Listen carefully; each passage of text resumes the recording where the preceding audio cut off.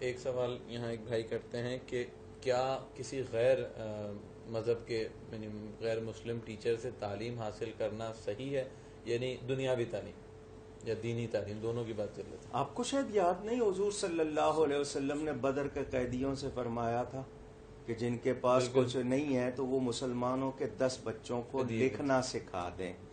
تو ایسی بات جس میں دین کا خلاف نہ ہو، یہ ذہن میں، یا اس کی وجہ سے میں دین کی کسی غلط بات پہ نہ جاؤں، اور یہ اس وقت جب کہ مسلمان نہ مل رہے ہوں.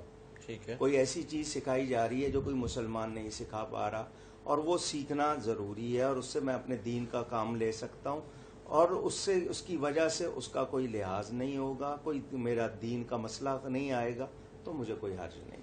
اچھا علامہ صاحب، قرآن پاک میں واضح الفاظ میں مسلمانوں مومنین کے لیے کہا گیا یہود و نصارہ تمہارے دوست نہیں ہو سکتے. اس آیت کے مفہوم میں کیا ہوگا کہ کس طرح اس کو لیا جائے گا؟ جی، اس لحاظ سے کہ آپ ان کو کبھی ایسا نہ سمجھیں کہ وہ آپ کے دین یا دینی حیثیت میں آپ کو کوئی فائدہ پہنچائیں گے یا آپ کے لیے بہتر ہوں گے، یہ مراد ہے. یعنی دینی آپ کے آئیڈینٹی تشخص جس کو کہتے ہیں کو، یا آپ کو، کیونکہ حتیٰ تتبع ملتہم، جب تک تم ان کا دین نہیں قبول کرو گے وہ تمہارے ساتھ کوئی وفا نہیں کریں گے.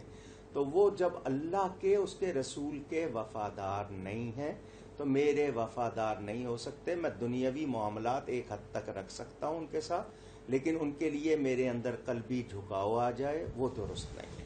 اچھا علامہ صاحب، جیسے جیسے یوٹیوب یا فیس بک کا دورہ آ رہا ہے تو چھوٹے چھوٹے فتنے اپنے چھوٹے چھوٹے گروہوں اور 1.5 اینٹ کی مسجد بنا کر آ جاتے ہیں. ڈاکٹریٹ انجینئرنگ بند کرنے کے بعد وہ علم دین پہ اپنی رائے کو مسلط کرنا شروع کرتے ہیں. تو مسلمانوں کے لیے کیا یہ ضروری نہیں کہ وہ پہلے یعنی جو شخص پریچنگ کر رہا ہے اس کی حیثیت کو دیکھیں، یا ہر ایک کو سننا شروع کر دیں اور اس پہ عمل شروع کر دیں؟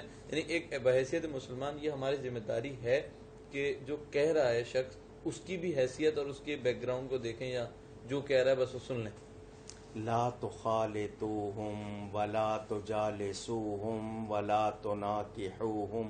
یہ احکام کیوں ہیں کہ ان کے ساتھ مکس نہیں ہونا، ان کی مجلس میں نہیں بیٹھنا، ان کی کتابیں نہیں پڑھنا. یہ تو حکم دیا گیا ہے کہ میں کہیں بھی بہک سکتا ہوں، کسی کو بھی سننے بیٹھ گئے بہک سکتا ہوں. بہت ہی اس میں مجھے احتیاط کی ضرورت ہے. مجھے غلط کی صحبت، ایاکم و ایاہم، ان سے بچانے کا حکم دیا گیا ہے.